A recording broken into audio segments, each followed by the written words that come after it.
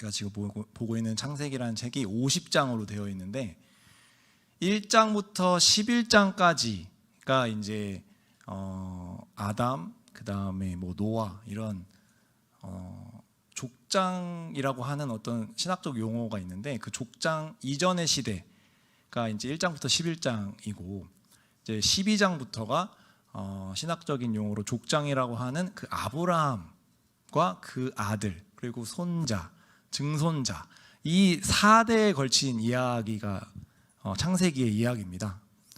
창세기 12장부터 50장까지가 39장인데 그 4대에 걸친 이야기면 39나누기 4를 하면 한 10장 정도씩 있어야 될 것 같은데 제가 이렇게 좀 세봤거든요. 그랬더니 아브라함의 이야기는 한 14장, 15장이 있고 야곱의 이야기가 한 10장, 11장 요셉이 좀 길어요. 13장, 4장 있고 이삭의 이야기가 되게 짧습니다. 7장. 그런데 7장인데 그나마 아브라함이 섞여 있고 야곱과 에서라는 자기 아들들 이야기가 섞여 있어서 순전히 오롯이 이삭만 나왔던 이야기가 바로 오늘 저희가 읽은 26장이에요. 성경의 이 분량 안에서 이삭이 비중이 없다라고 생각하시는 것보다는 저는 이삭이 보여줬던 특별히 뭐 여러분께도 그럴 거라고 믿지만은 저의 인상 가운데도 그가 아버지가 그를 죽이려고 할 때 아무 이유도 모르고 끌려갔다가 아버지가 하나님께 예배라는 이름으로 자기 자신을 죽이려고 할 때 성경의 기록을 보니까 그가 아무 말도 안 해. 그러니까 말이 없어요. 그게 바로 이삭을 보여주는 어떤 모습인데 성경의 분량도 그래요. 그러니까 아브라함이나 야곱이나 요셉이나 그 여타의 인물들보다 비중이 적거나 뭐 기록할 내용들이 없어서라기보다는 그가 하나님께서 그의 삶 가운데 주셨던 여러 가지 상황들에서 정말 묵묵하게 아무 말 하지 않고 순종했던 그런 이삭의 어떤 성품이 이 성경의 분량에서도 표현이 된다라는 생각이 들었습니다. 그래서 이 분량이 적은 것이 역설적으로 참 이삭을 돋보이게 한다라는 그런 마음이 들었습니다. 그렇다면은 왜 이삭의 그런 포인트, 이삭의 그런 성품의 포인트가 우리랑 연관이 있고 우리한테 왜 중요하냐? 제가 저번 설교에도 말씀을 드렸습니다마는 갈라디아서에서는 여러분 분명히 우리에게 선포합니다. 우리가 그리스도 예수 우리 주님을 믿음으로 말미암아서 우리는 아브라함의 자손이 됩니다. 우리가 그와 피가 한 방울 섞여서가 아니고 그의 물질적인 재산을 우리가 이어받아서가 아니라 그가 받았던 하나님의 축복의 약속을 우리도 예수님 안에서 공유하기 때문에 우리는 아브라함의 자손이 된다라는 것이죠. 아브라함의 육체적인 자손은 사실 하갈이라는 여종을 통해 낳은 이스마엘이 있고 사라의 아들인 이삭이 있고 그 다음에 그두라라는 또 우리 아브라함이 사라가 돌아가시고 또 결혼을 하셔서 얻은 아들 6명인가가 있어요. 그런 아들이 많이 있지만은 육체적인 자손이 중에서도 하나님의 약속의 자손인 이삭, 그 이삭은 아브라함에게 육체적인 그런 자손이기도 하지만 하나님께서 하나님의 약속을 이 사람을 통해 이루실 거라고 하는 언약의 자손이기도 합니다. 그래서 이삭과 우리는 일종의 한 가족이고 형제예요. 단순히 이 가족이라는 의미가 또 육체적인 어떤 그런 가족의 개념이라기보다는 그 우리가 받는 하나님의 축복의 약속이 영적인 유산이기 때문에 그의 그 눈에 보이는 물질이 아닌 눈에 안 보이는 영적인 유산을 공유하기 때문에 그가 겪었던 삶의 여러 가지 환경 가운데 그가 반응하고 그의 인격이 보여졌던 그런 모습들이 지금의 우리가 그와 함께 공유할 수 있는 일종의 영적인 유산의 그런 결과물이 된다는 거죠. 여러분, 그래서 이삭이 중요합니다.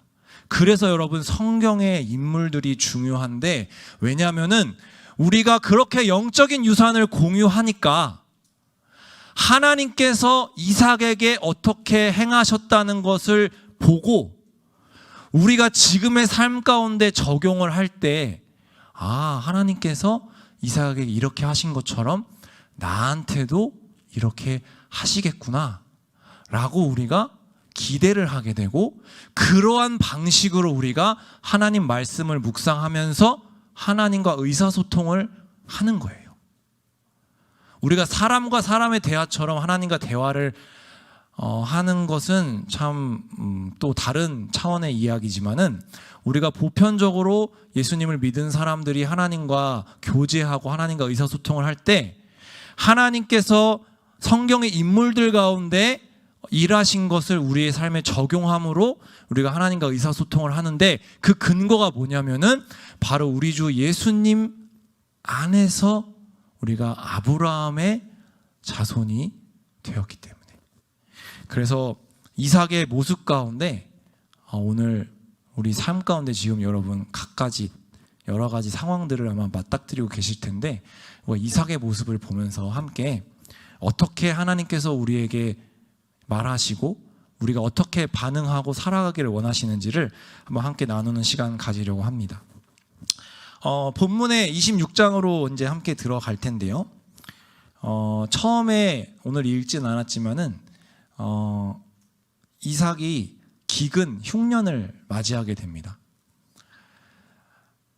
아브라함에게 분명히 하나님께서 내가 너에게 땅을 주고 너에게 자손을 주고 너에게 복을 줄 것이다 라고 하나님께서 약속을 분명히 하셨고, 아브라함께서 175살에 돌아가셨기 때문에 하나님께서 부르셨기 때문에 100살에 이삭을 낳았으니까 75년 정도 분명히 아브라함이 이삭에게 하나님께서 아브라함에게 말씀하신 약속을 얘기해 줬을 거예요. 귀에 닳도록. 근데 이삭에게 흉년이 들었죠.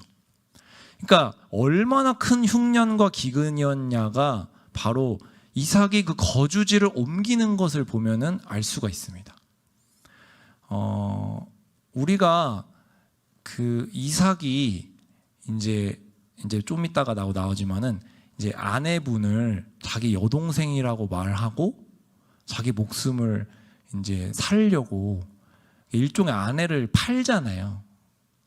그게 우리 시점에서 보면은 진짜 한심하다, 못났다. 뭐 여성분들은 목숨을 바쳐서 아내를 보호해줘야지 뭐 이렇게 기대를 하시겠지만은, 그 맞고 사실 되게 한심한 모습을 보였죠. 근데 이제 거기에서 우리가 알 수 있는 상황이라는 게 뭐냐면은, 그만큼 거주지를 옮긴다라는 것이 그 당시 사람들에게는 굉장히 위협적인 상황이 될 수 있다라는 거죠. 내가 살던 곳에서 다른 곳으로 이주할 때 나의 목숨도 위험해질 수도 있고, 내 아내의 그런 그 신변을 보호할 수 없는 그런 상황에 처할 수 있음에도 워낙 기근이 심하니까 옮겼던 거예요. 그러니까 정말 기근이 심했던 것이죠. 근데 그때 이제 그 블레셋 땅 그 그랄에 갔다가 거기서도 뭔가 이게 안 될 것 같은데, 그래가지고 이집트로 가려고 하는데 하나님께서 말씀하십니다. 26장 5절에 보니까 내가 너에게 알려주는 곳에 있어라. 내가 너를 반드시 복을 주고 내가 반드시 아브라함에게 약속했던 그 약속을 지킬 거야.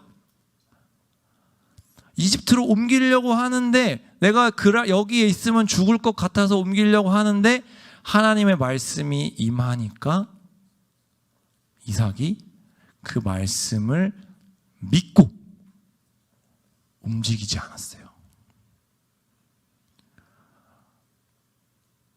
이삭의 그러한 믿음을 우리가 어떻게 알 수 있냐?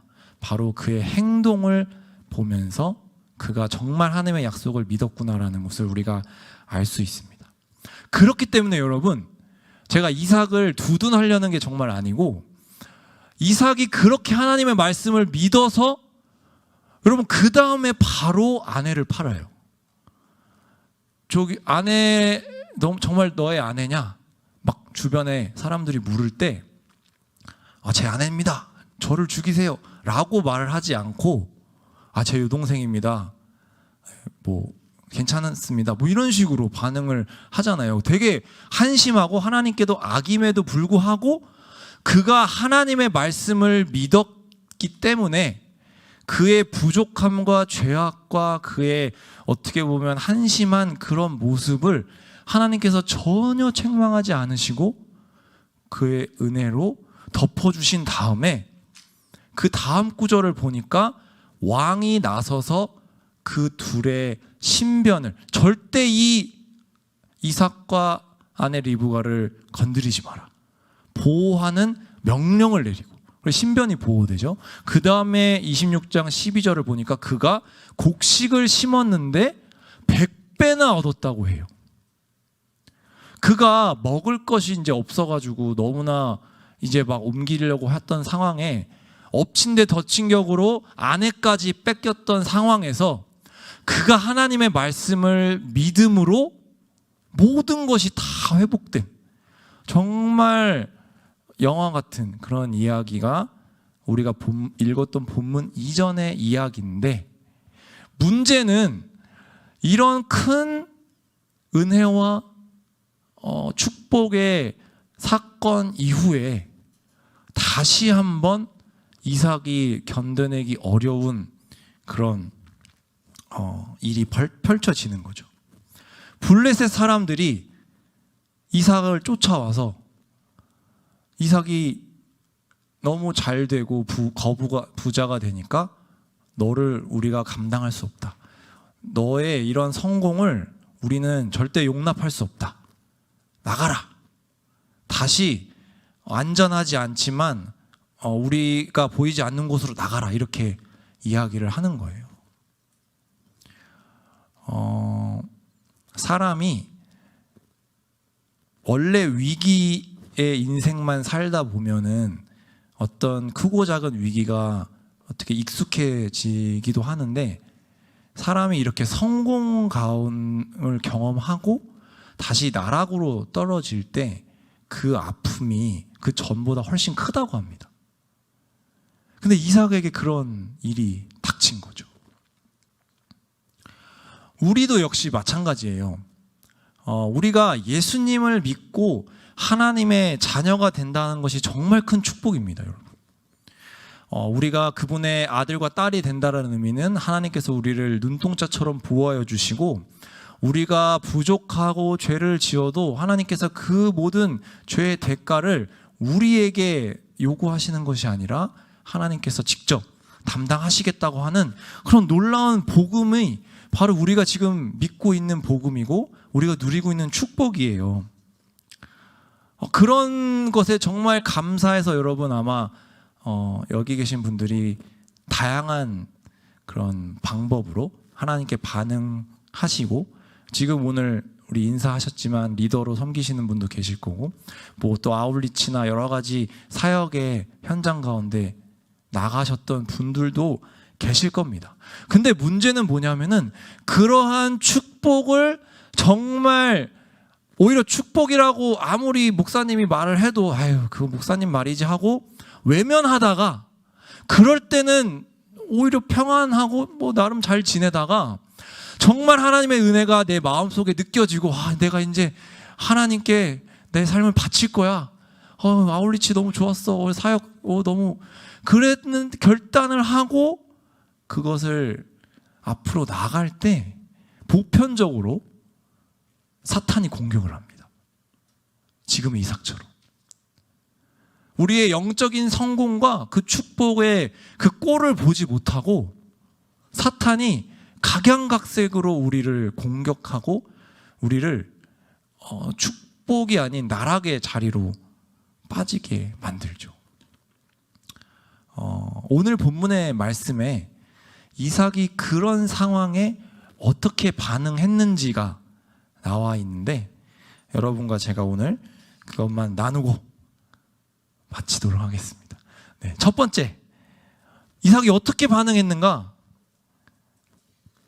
원망하지 않았어요. 제가 처음에도 말씀을 드렸죠. 이삭의 매력은 묵묵하게 아무 말 하지 않는 그런 이삭이 매력이 있다고. 여러분, 이삭의 삶을 한번 잘 생각해 보시면은 이 이전에도 사실 정말 할 말이 많은 분이 바로 이삭입니다. 100세 때 낳은 그 귀한 얼마나 사랑을 많이 받았겠어요. 근데 갑자기 아버지가 아무 말도 안 하고 자기를 끌고 와서 자기를 예배의 이름으로, 제사의 이름으로 자기를 죽이려고 해요. 여러분, 거기서 가만 있다라는 거는 정말 이삭이 얼마나 하나님께 그리고 아버지의 권위를 인정하고 복종했는지를 보여주죠.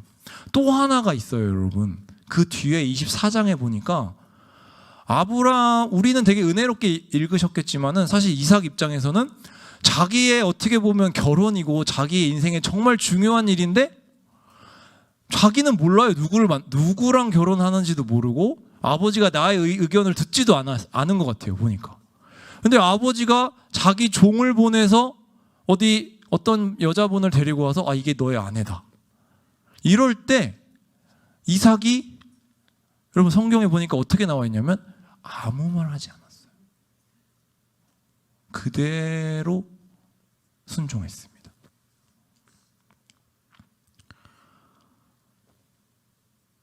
이 블레셋 사람들의 이 질투와 시기가 이삭에게는 관계적으로도 이삭이 여러분 그 26장에 보면은 그 블레셋 그랄 땅에 꽤 오래 살았어요. 이게 여러분 오래 살면은 뭐 이런저런 일도 있겠지만 정이라는 게 들잖아요. 아무래도 이런저런. 근데 참 매몰차게 그것도 자기가 성공하니까 나가라고 그렇게 했을 때 관계적으로도 굉장히 이삭의 또 다른 아픔이 됐을 테지만 사실 이거는 생존과 관련된 일이었습니다. 그 안전한 나름 이제 정부치고 살아가고 있는 안전한 땅에서 벗어나게 되면 또 죽음의 공포와 사실 이 나가라고 했을 때 여러분 사실 그 당시에 가장 큰 재산은 부동산 땅이에요. 부동산이랑 좀 현대적인 용어고 땅인데 땅을 다 내놓고 나가라는 거예요. 그러니까 거의 쫓아내는 거죠. 그렇죠? 땅이 없으니까 가축들, 기르던 가축들도 가지고 나갈 수가 없어요. 왜냐하면 그 가축들이 거주할 땅이 필요한데 이 사람들이 땅까지 다 뺏어버리니까 그러니까 완전히 알거지로 나가게 되는 거예요. 거의.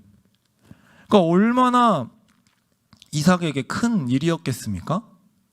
근데 이삭은 여러분 아무 말 하지 않아요. 여러분 26장을 한번 다시 보십시오. 그들이 쫓아낼 때 너희가 어떻게 나를 쫓아낼 수 있어?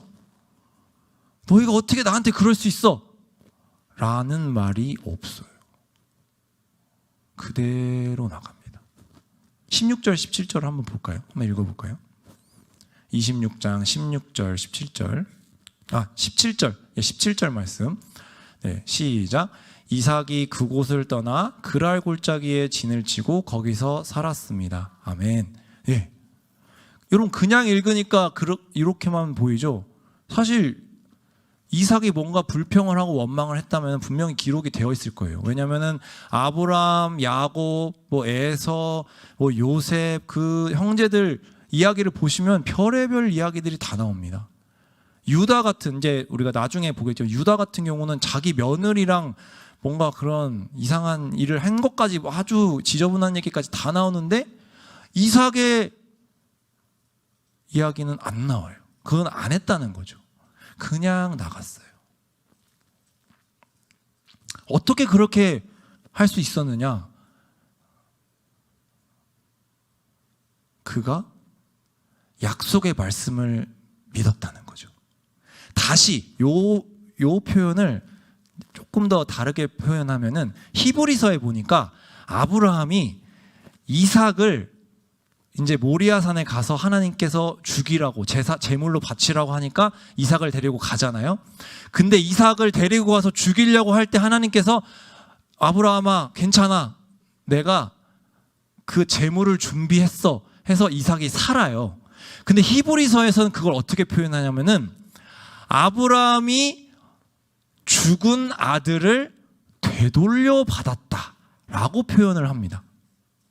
그러니까 이삭이 약속의 말씀을 믿었다라는 게 어떤 의미냐면 그가 하나님께서 주셨던 그 땅, 가축, 또 그에게 주셨던 그 신변의 안전함, 그런 것들을 하나님께서 약속하신 것을 믿었기에 그것을 내려놓고 그것을 포기하고, 다시 말하면 그가 그것을 포기할 때 하나님께서 그걸 돌려주실 거라는 것을 믿고 가만히 있었다는 거예요. 여러분, 우리가 일상생활에서 하나님을 원망하고 하나님께 불평하고 절망에 빠지는 이유들을 잘 생각해 보세요. 우리가 기대했던 것들을 갖지 못하고 거기서 끝나는 게 아니라 이 기대했던 어떤 여러 가지 상황들이나 모든 것들을 우리가 지금 없는 거에서 사실 원망을 하는 게 아니고, 어떻게 보면 아주 적나라하게 얘기하면 앞으로도 그것을 갖거나 그 상황들을 맞이하지 못할 것 같기 때문에 우리가 불안, 두려움, 초조, 절망에 빠지고 거기에서 더 나아가서 하나님께 원망을 하게 되는 것이죠. 만약에 우리가 하나님께서 우리를 축복하셔서 내가 그런 것들을 다 내려놓더라도 나중에 하나님께서 이것을 돌려주실 거라고, 아니면 더 복 주실 거라고 믿으면 우리도 이삭처럼 가만히 있을 수 있을 겁니다. 예수님께서 이렇게 이삭이 하나님의 말씀을 믿고, 다시 말하면 하나님의 말씀을 자기의 삶의 선택의 가장 최우선 순위로 두고 묵묵히 했던 것들을, 그래서 하나님이 약속을 주셨는데 예수님께서도 비슷한 말씀을 하세요. 이게 단순히 구약에만 그런 게 아니라 예수님 안에서 신약 시대를 사는 우리에게도 동일한 원리의 말씀을 주십니다. 마태복음 19장 29절을 한번 같이 읽도록 할까요? 마태복음 19장 29절 말씀입니다. 시작. 또한 내 이름을 위해 집이나 형제나 부모나 자녀나 논밭을 버린 사람들은 누구나 100배나 받을 것이며 또 영생을 물려받게 될 것이다. 아멘. 여러분, 예수님의 이름을 가장 높이고 하나님의 축복의 말씀을 우리 삶 가운데, 우리 영혼 가운데 최우선 순위로 두고 우리가 포기하는 그 모든 것들을 예수님께서, 하나님께서 야곱에게, 이삭에게, 아브라함에게 약속하신 것처럼 우리에게도 약속하셨음을 믿으셔야 돼요. 아멘입니까? 여러분, 그것이 우리를 하나님께 원망하고 불평하고 하나님의 때를 기다리지 못하게 하는 우리를 잠잠하게 해주세요.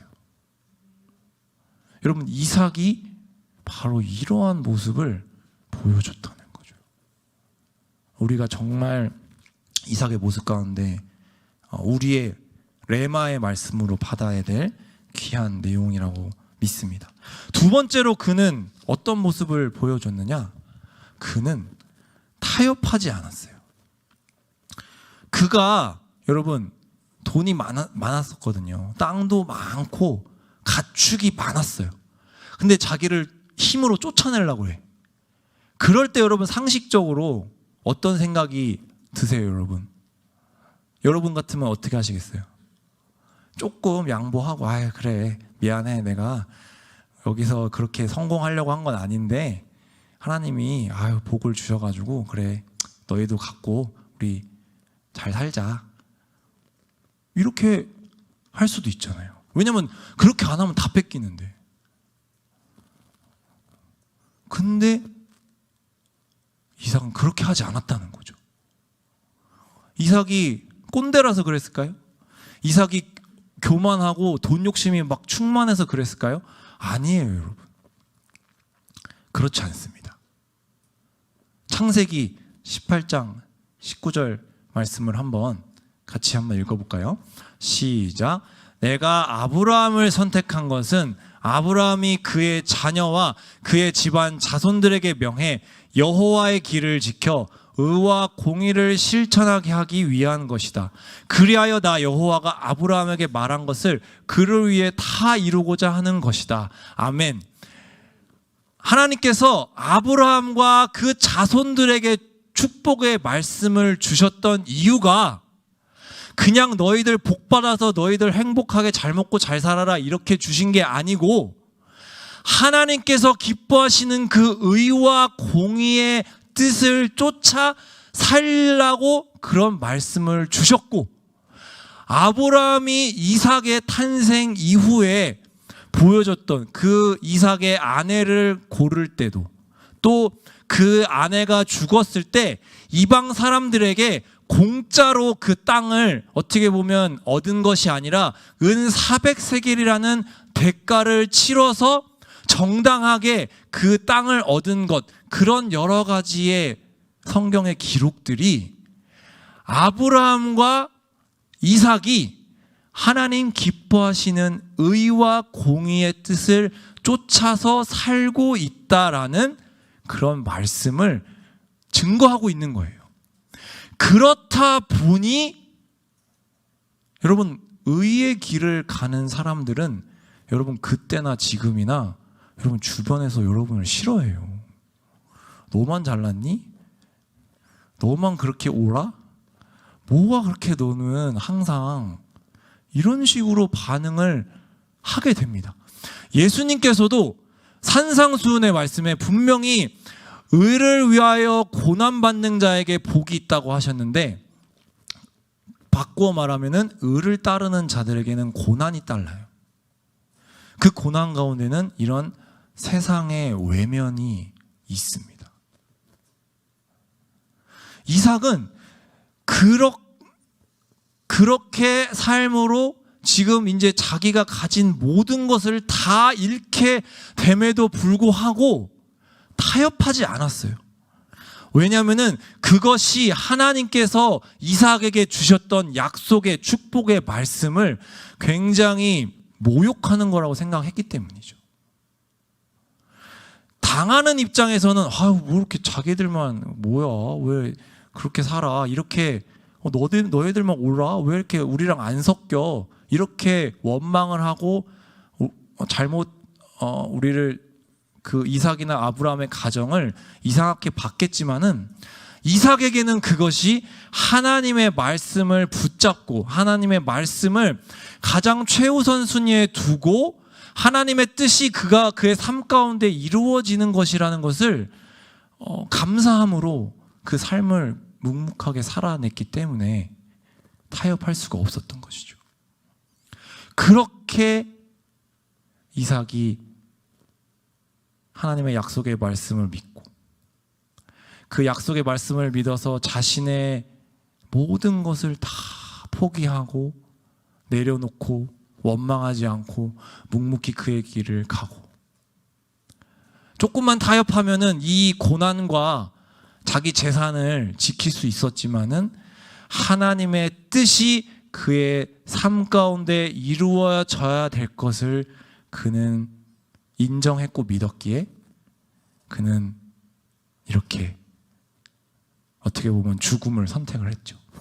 그랬더니 이삭에게 벌어졌던 일이 뭐냐면은 22절과 30절, 31절 말씀입니다.